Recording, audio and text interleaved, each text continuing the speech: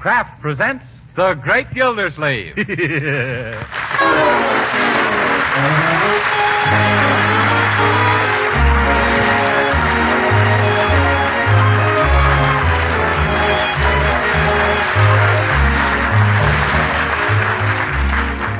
Each week at this time from Hollywood, California, Kraft presents Harold Peary as The Great Gildersleeves, written by Leonard L. Levinson. We'll hear from The Great Gildersleeve in just a moment. But first, I wonder what you mean when you use the word progress, because here's what I mean. Progress means making the old things better and inventing new things that are better than the old. Well, that applies to foods as well as to other things. And modern margarine is an outstanding example. Yes, modern margarine, like Parquet margarine made by Kraft, is certainly a lot different from the margarines of even just a few years ago. Yes, all you have to do is to try Parquet margarine once to know it's different and better because it tastes so deliciously good. That's why Parquet margarine is a favorite everywhere, both for table use and for cooking, too. Now, you all know that proper nutrition is necessary to national defense. Well, Parquet margarine is a wholesome, highly nutritious food. In fact, it's one of the best sources of food energy you could serve. And every pound contains 9,000 units of important vitamin A. So get acquainted with this nourishing modern margarine. Delicious Parquet margarine made by Kraft. Remember, it's Parquet. Parkay.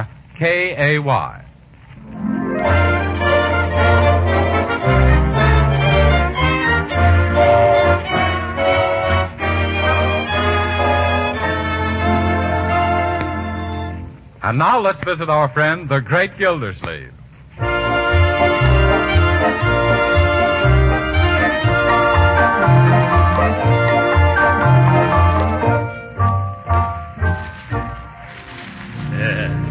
Let me have some more of that green paper, Leroy.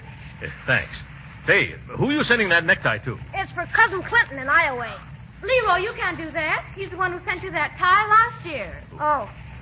Well, in that case, I'll mail it to Uncle Stanley. Oh, no. Uncle Stanley gave it to Cousin Clinton the year before.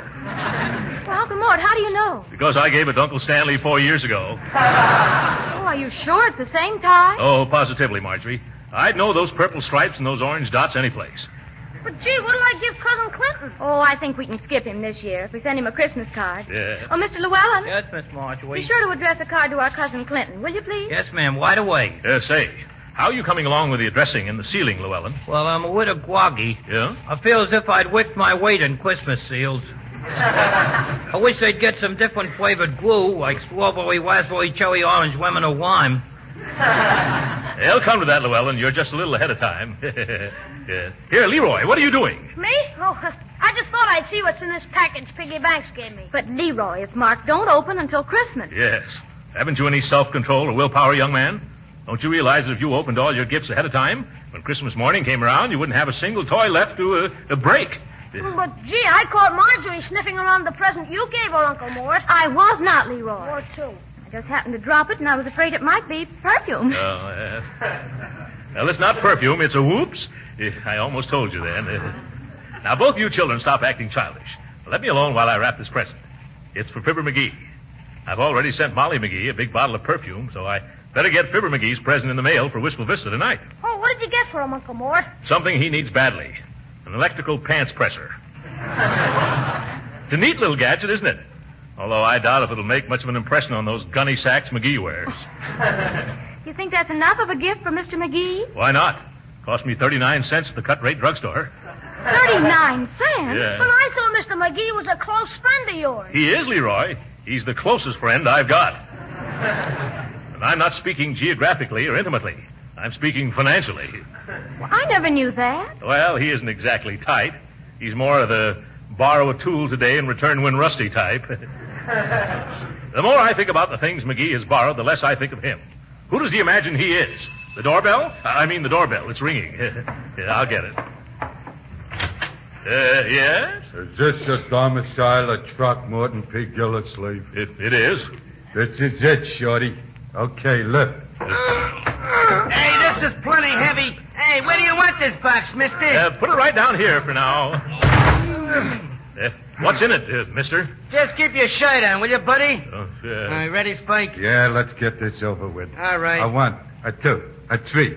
Oh, Gildersleeve, oh, Gildersleeve, a Merry Christmas to you. Oh, Gildersleeve, are you old-tide, hallelujah. We've brung a great big gift, you see, from wistful vistas, Fibber McGee. Oh, Gildersleeve, oh, Throckmorton Pete Gildersleeve, please sign here on the dotted line.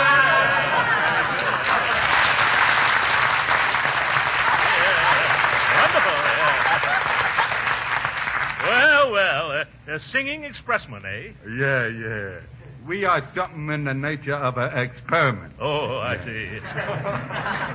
You're doing it for the company to see if it's satisfactory, yeah? Oh, no, we're doing it for the men to see if it's remunerative. Oh, yes, I get it. Well, here you are, boys. A dime for each of you. A dime. Why, Spike, this guy ain't got no respect for music. Yeah, but he sure got a lot of respect for money.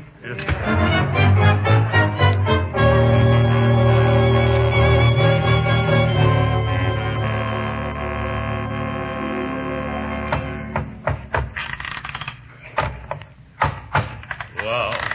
I never saw a box so hard to get open. Oh. Must have taken me an hour. Yeah. Now to see what Fibber McGee has sent me. What is it, Uncle Mort? Gee, another box. Yeah? And all done up with Christmas wrappings and stuff. Oh, my goodness. Hand me the hatchet again, Leroy. Oh, no, Unc. Can't you see what it says? Where?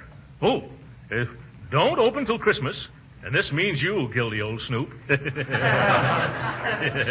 McGee never means what he says. The hatchet, please, Leroy. But, Uncle Mort, where's your willpower? Yes, and how about your self-control? Oh, they're fine. It's my curiosity has got the best of me. Oh, gee, let me take one little peek, will you, huh? Now who's acting childish, Uncle Mort? You're right, Marjorie. I wasn't setting you a good example. Hand me some of that ribbon, and I'll get this pants presser off to my old chum. Oh, what am I saying? I can't send McGee this dinky little present now. Why not? Because that box probably contains a large, valuable gift for me. And alongside of it, my cheap little crease iron will look like, 39 cents. What do you think you should do, Uncle? I better go right downtown and get him something better. Oh, I think that's very nice of you, Uncle Mort. It sure is. I think so, too. Now, in order to get an idea of how much McGee spent so I won't spend any more, don't you think I should take one quick little look as to what he sent me? No. All right, I was just suggesting.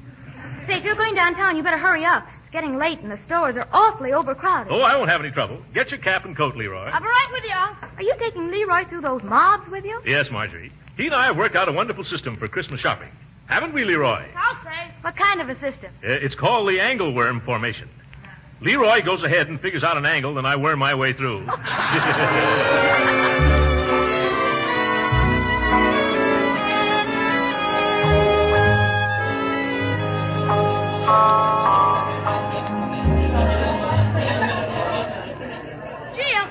This is certainly a ritzy store. Yes. Haven't I always said that the best is none too good for Fibber McGee? Well, how do you do, sir? What will it be? I'm looking for a present for a friend. Do you think he might like a half-dozen imported cravats? Say, Unc, what's a cravat? A cravat is a necktie that sells for $5, Leroy. No, I'd like to get him a more substantial gift. Oh, here's something. Maybe he'd like a dressing gown or a robe, huh? Why, yes, we have some lovely ones. Say, in the neighborhood of $100. Have you got anything in a cheaper neighborhood? Well, here are a few in the vicinity of $60. Oh, yes. This brown silk one would be exactly the right thing. If you have it in a smaller size and some other color and a different material and a little less expensive. Well, then I'll have to go back in the stockroom and see what we have there. If you'll just wait a moment. Don't worry. Yes. Quit trying on those derbies, Leroy. You can never tell who wore them before you did. But I only wanted to see how I looked in one, Unc. How can you see when they come down to your nose on you? Now, just stand still. Oh, just the sort of person I'm looking for. Oh, Huh? Excuse me, sir, but there's a little favor I'd like to ask of you. Certainly, madam. What can I do for you? Well, do you see that man standing over there at the sweater counter? Oh, you mean the funny-looking gent with the bat wing ears and the dirty look? Has he been annoying you? No, he's my husband. Oh, he is? Oh, well, I didn't mean that nice-looking chap. I was talking about the one in the checkered overcoat standing next to him. The fat guy that looks like a cross between a scow and a barge. That's the one who's my husband, sir. Oh. You see, I want to surprise him with this pretty blue robe for Christmas. Oh. But I don't know if it's the right size for him, so I thought that being that you two are of the same build... What? You think I'm as chubby as that tubby? No. Oh, now, please. I don't want him to suspect a thing. Why don't you help the lady out, Uncle Mort? Huh? Yes, why not? Here, let me have it, madam. Hold it up, Leroy. Thanks. Oh, this is so nice of you, really. Not at all. Would you care to have me parade up and down like one of those models? No, thank you. Now, just tie the belt. There. Oh, there. Now, turn around, please. Yeah? Oh, dear. What's wrong? Is my slip showing? Well, either I picked the wrong size, or else you're stouter than my husband. No, see here, lady. Well, we can soon see. I have a tape measure here in my bag somewhere. Tape measure? I know Leo's size. Oh. Let me see. Oh, yes, here it is. Now, if you'll just put your arms up, I'll flip this tape around your waist and find out what size. Hey! What are you doing with your arms around that man? Oh, my goodness. Huh? He mustn't find out about the surprise. What? Pretend that you're my cousin George. I said, why are you hugging this fella, Fanny? Oh, Leo, it's Cousin George. I haven't seen him for years. You don't blame me for being glad to see my own cousin, do you? No, not at all. Glad to meet you, George. The pleasure's all mine. Voice still changing, huh? Yeah. Well, George, Fanny's told me all about you, but I always picked you as a different man. Well, I was a different man up till quite recently. Oh, it's just too bad that Cousin George is just passing through town and can't stop over for a visit. Huh? Aren't you, Cousin George? Who? Oh, me? Oh, yes, Cousin George. I just happened to be driving. Driving? I thought you hated automobiles. Do I? Yeah, didn't the automobile ruin your horse collar business? Oh, I don't know, did it? Oh, yes, of course. But I'm not one to hold a grudge. You're not? Well, not more than 20 years, anyway. Say, that reminds me. What's happened to Francis these days? Francis? Oh, he's all right. He? Since when is Francis a he? I mean, she's just dandy. I talked to her long distance only last night. Talk to her? How can you talk long distance to a horse? Well, you picked... Oh, that Francis. Yeah. I thought you meant the other Francis. You know the one I mean, don't you, Cousin Fanny? Of course. Your wife. Yeah. My what? I never knew you were married, George, old boy. Oh, well, it's all sort of a secret. We eloped to Niagara Falls. Niagara Falls. Boy, that's a hot one.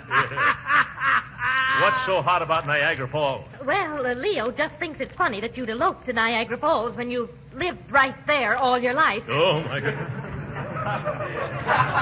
Sorry, I can't stand around here, folks. I've got to catch a train. What about your automobile? I hate him again. Come on, Leroy. I'm coming, Pappy. So that was your cousin George, Fanny, and you got the nerve to criticize life.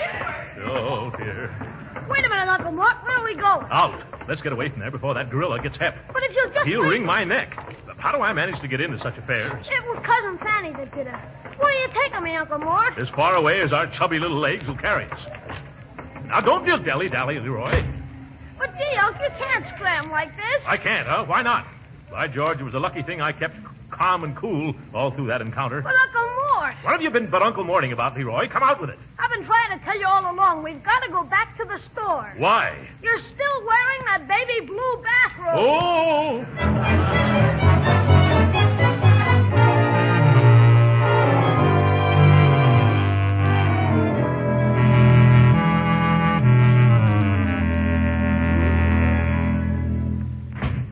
Oh, there they are now, Mr. Llewellyn. Oh, yeah. Hello, Uncle Mort. Hello, Leroy. Hello. Oh. Did you get something nice for Mr. McGee? No, we had a terrible time. I haven't been pushed around so much since my baby carriage days. Gosh, you never saw so many places out of so much stuff that so many people wanted so bad. What sort of present were you looking for? Well, something unusual and expensive that he doesn't have already. Yeah. Uncle Mort almost got a dandy baby blue bathrobe, but after he took it outside to see how it looked in the daylight, he took it back. Yeah. Well, we'll go down and try it again tomorrow. Maybe you'll come along, Marjorie, to help me. Say, there's something missing in this room. I was wondering how long it would be before you noticed the difference. Well, what is it? Come, Llewellyn, don't be coy. What have you done? I took Mr. McGee's present, wagged it out of here, and walked it in the Wampus Room closet. You did, eh? And why did you do that? Oh, just so you could resist opening it before Christmas. Well, that took a lot of nerve. Oh, no, it just took a lot of strength. Believe me, before I was through, I bitterly regretted starting the whole proposition. Willie, I was a wreck. Yes, Mr. Llewellyn worked quite hard. Llewellyn, the next time you poke your probing proboscis into my personal affairs, I'm going to take a swing at it. What was that, Mr. Gildersleeve? If you fool around with something that's no skin off your nose, why, by George, it will be. Oh, please, Mr. Gildersleeve, don't lose your temper. Who's losing their temper? But you're raising your voice. Who's raising their voice? You're just angry because I hid your present. Oh, is that so? I suppose you know everything that's going on in my mind. Yep. I can read you like a dictionary. Yes. If you can read me like a dictionary, why don't you turn to the letter D and under discharged? You'll find that's where you are. Why, Mr. Gildersleeve, what do you mean? I mean that you're fired, dismissed, finished, sacked. Now, do you understand? Well, all right. If that's the way you feel. Goodbye. Goodbye, Miss Marjorie. Goodbye. Goodbye, Leroy. Goodbye, Mr. Llewellyn. What's he getting so huffy about? I never saw such an excitable fellow in all my life. But the man has got no Christmas spirit. Making me fire him right before the holidays. He didn't get his pay, did he, Uncle Mort? By Jove, that's right. You better run after him, Leroy, and tell him to come back for his money. Okay, Uncle Mort. And Leroy. Yes, Unc? Tell him if he behaves himself, he can come back to work. Sure. He had no right getting me all worked up after a hard day shopping. I'm not an unreasonable man, am I, Marjorie? Of course not, Uncle Mort. Yes, I'm just as nice as the next man. Sometimes nicer, too. I couldn't see him anywhere, Uncle Mort. You mean he's gone? Well, it was snowing rather hard. Oh, jumping jeeps. I've turned him out into the cold with only a thin mackintosh. Oh, now don't you worry, Uncle Mort. Just call him at his hotel tomorrow after you've both cooled off. Yes, of course. Oh, I can't do that. I don't know where he lives. Do either of you? No, I don't think so. Not me. Oh, my goodness. I'm a cad. I'm a bounder. No, not a bounder, just a cad. I won't be able to look myself in the face the next time I shave. What'll I do? Say, maybe Bertie knows where he lives. Oh, yes, Bertie. Maybe she does. I'll go find out. Bertie? Yes, sir? Do you know where... Llewellyn, what are you doing here? Oh, just eating my supper, Mr. Gildersleeve. Oh!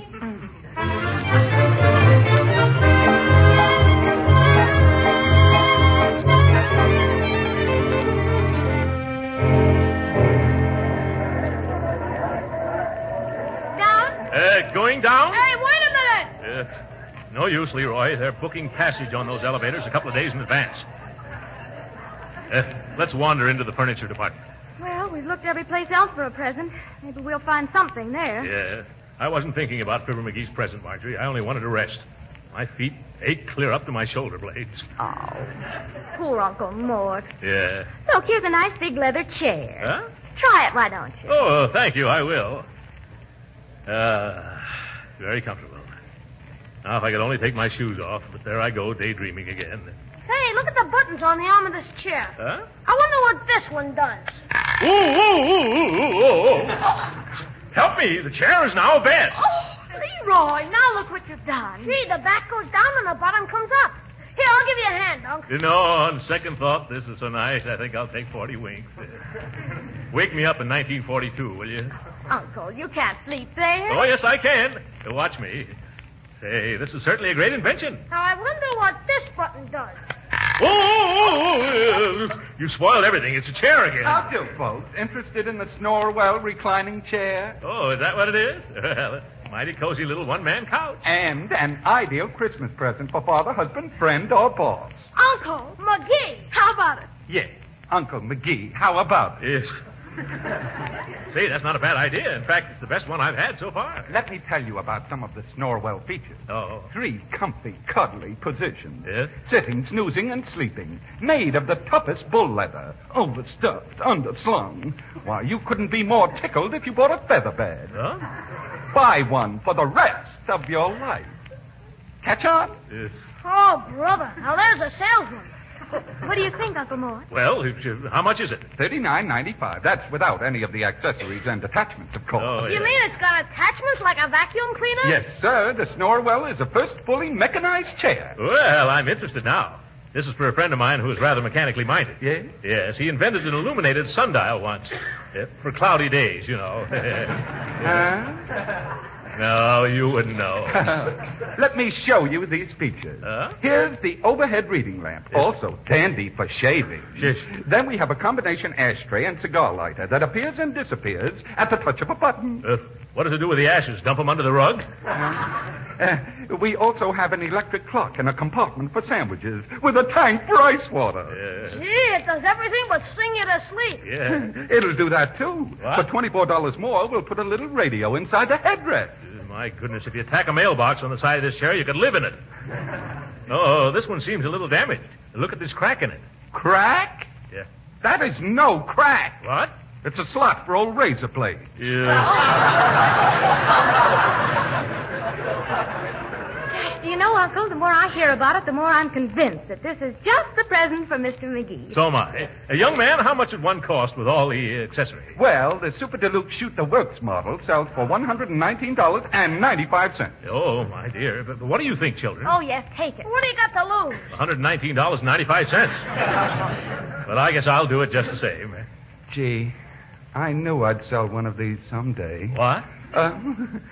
Where is it to be delivered, sir? It goes to Fibber McGee, 79 Wistful Vista, Wistful Vista. Yeah. Can you have it delivered there before Christmas? Yes, sir. We can send it out by express this afternoon. Yeah, good. Charge it to Throckmorton P. Gildersleeve. Here's my card. Thank you, Mr. Gildersleeve, and season's greetings. Yeah. Merry Christmas to you. Come on, you two. We can go home now. Certainly is a load off my... Well, hello, Judge Hooker. Christmas shopping, I see. Oh, hello, Gildersleeve. How are you, Marjorie? Just fine, Judge Hooker. Season's greetings, Judge. Thank you. You all look so happy there can only be one reason. Yeah? You've just finished buying the last of your holiday gifts. Yes, that's it. And it certainly was a humdinger. Yes, sir, it was for... Leroy, let's keep it a secret. It was for a certain very good friend of mine, Judge. Oh, yeah? Yes, a real pal, you know. Well, we'll be seeing you. Come on, children. Let's make another try for the elevator. Say, could that present be for me? After all, I have been a pal to him. I'd just like to know. Young man. Yes, sir? My friend who was just here, he told me what he bought, but it slipped my mind. What was it again? Oh, it was a present. A Snorwell reclining chair with $80 worth of accessories. Well, that must be for me. Gildersleeve broke the springs in my best lounge chair, and now he's making up for it. Say, now I'll have to get him something better than that flashlight I bought him for Christmas. Thank you, young man. Thank you. Goodbye. Bye-bye. Gee whiz. So that's Fibber McGee.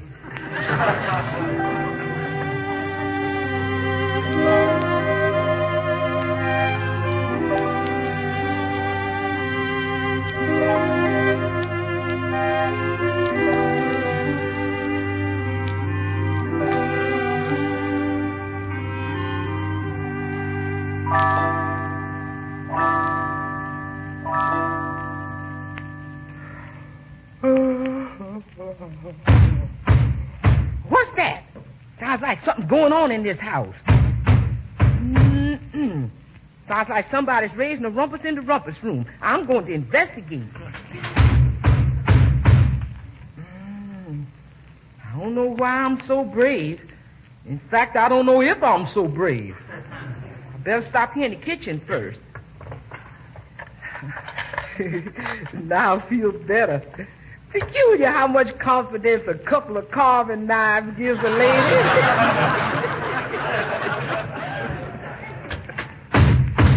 Stop what you're doing. I got you surrounded. I got you covered. Bertie, what are you doing here at this time of the night? Oh, Mr. Gildersleeve. Oh, my goodness. I thought it was a burglar. Oh, my stars in the firmament. That was a burglar. Huh? What's that all chopped up, Mr. Gildersleeve? Oh, chopped up? Oh, well, that's the present Mr. McGee sent me.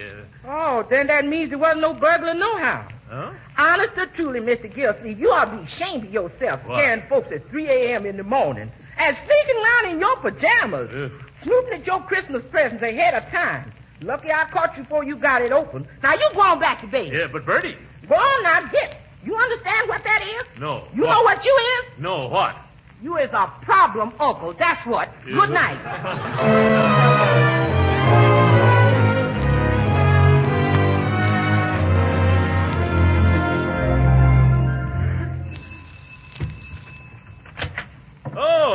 Judge Hooker. Yes, come right in, Judge. I'm still a few days early, but I couldn't wait. Merry Christmas, Gildersleeve. Well, and what's this? Oh, just a little present I picked out for you, Gildy, old pal. For me? Well, what is it, Judge? Set of matched golf clubs in a leather bag. Oh, Judge, you shouldn't have done it. By the way, I've got something for you. Oh, no. Why, I didn't expect anything. Well, it isn't very much. Oh, I'll bet it isn't. Yeah. I had it right here in the hall. Yeah? Oh, yes, here it is. This little box. Huh? This little box? Huh? Oh. Yeah. Oh, thank you very much, Gildy. Oh, won't you come in and look at our tree, Judge? No, I've got to be getting along now. I feel a headache coming on. Oh. Goodbye. Goodbye, and thanks for the wonderful present, old pal. Welcome. Goodbye. Yeah. Say, Marjorie, look at the dandy golf outfit Judge Hooker gave me for Christmas.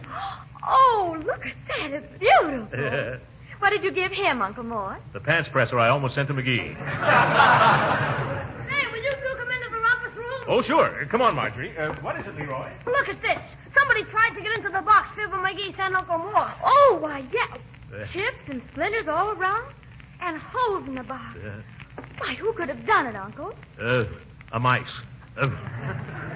Hey, we better take a look inside to see if it's damaged any. But it's still 4 days till Christmas, Unc. Well, but who knows what's happened to it? We better act quickly. Let me have that hatchet. Thank you. Of course, you know I'd never open it under ordinary circumstances. There. Put the lid someplace, Leroy. Well, everything's all right so far. At last. I'm so excited I can hardly tear off the wrappings. Now we can see what we can see. What's this? Oh, a card. Dear Chum Gildy. Oh, good old Fibber. Merry Christmas and a Happy New Year. And here's your old lawnmower back. Signed, Fibber McGee.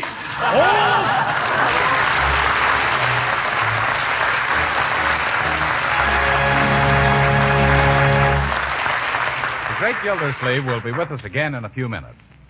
You know, people who won't try new things certainly miss a lot. Yes, you just can't know whether you really like something or not until you actually try it yourself. That's why I urge everyone to try delicious Parquet margarine, made by Kraft. Because you're really missing something if you hadn't tried this truly modern margarine. First of all, you're missing the delicate, appetizing flavor that makes Parquet margarine outstanding. Why, Americans from coast to coast have found they prefer Parquet margarine because it tastes so good, both for table use and for cooking, too. Secondly, Parquet margarine is an economical source of food values your family needs. Now, that's very important these days. Proper nutrition is essential to national defense. You see, Parquet margarine is wholesome and nutritious. It's one of the best energy foods you could serve.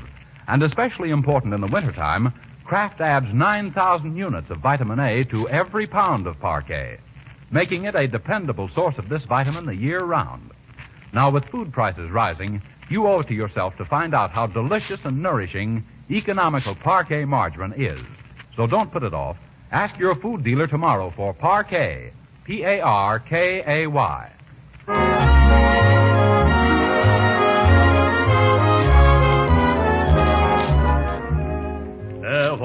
Hand me those pajamas, Leroy. Here you are. Yeah, thanks. And to think that now that extra shirt, Marjorie. It's in the bag already, Uncle. Oh, well, I'll sew him a thing or two. Excuse me, Uncle Mort, but where are you going? To Wistful Vista, my dear. I'm going to try and get back my $119 chair before it's delivered to Fibber McGee's house. You aren't going to be way over Christmas, are you? Oh, no, I'm just going to be there Tuesday night.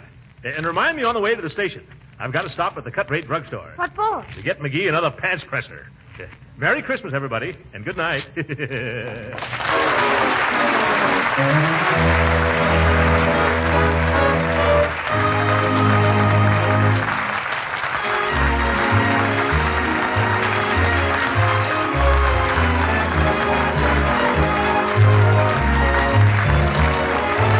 Original music heard on this program was composed and conducted by William Randolph. This is Jim Bannon speaking for the Kraft Cheese Company and inviting you to be with us again next week at this same time for the further adventures of the Great Gildersleeve.